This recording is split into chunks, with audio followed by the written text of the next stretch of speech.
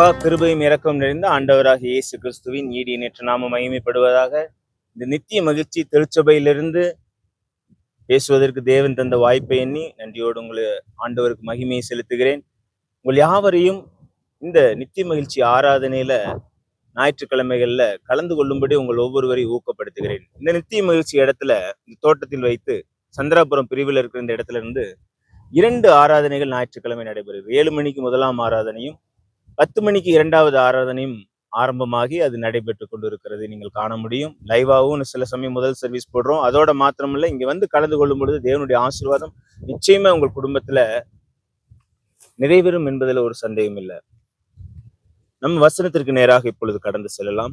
1 கொரிந்தியர் 2வது அதிகாரம் 4வது வசனம் இவ்விதமாய் சொல்லுகிறது, உங்கள் விசுவாசம் மனுஷருடைய ஞானத்தில் அல்ல, தேவனுடைய பலத்தில் நிற்கும்படிக்கு.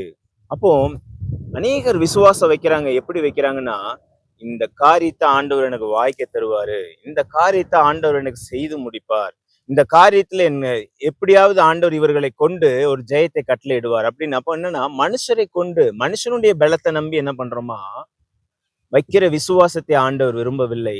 எப்படிப்பட்ட விசுவாசத்தை வைக்க வேண்டும் என்றால், தேவனுடைய பலத்தை நம்புகிறவர்களாய், தேவனுடைய அற்புதங்களையும் அடையாளங்களையும் நம்புகிற ஒரு விசுவாசம் கொண்டவர்களாய் நம்முடைய குணம் மாற வேண்டும் என்று ஆண்டவர் விரும்புகிறார். அப்படி மாறும் பொழுது அந்த விசுவாசம் தான் என்ன விசுவாசம்? ஆண்டவர் விரும்புகிற ஒரு விசுவாசம். அந்த விசுவாசம் தான் உங்களுடைய வாழ்க்கையில் அற்புதங்களையும் அடையாளங்களையும் செய்கிற விசுவாசம். அப்படிப்பட்ட ஒரு விசுவாசம் தான், அந்த தேவனுடைய பலத்தின் மேல வைக்கிற விசுவாசம் தான் எப்பொழுது உங்களுக்கு ஆசீர்வாதத்தை மாத்திரமல்ல, நன்மையையும் எல்லா விதத்திலும் பாதுகாத்து வழி நடத்துகிற ஒரு விசுவாசம்.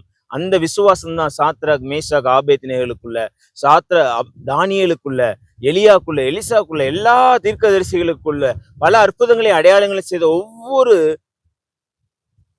சீஷர்களுக்குள்ளேயும் காணப்பட்டது.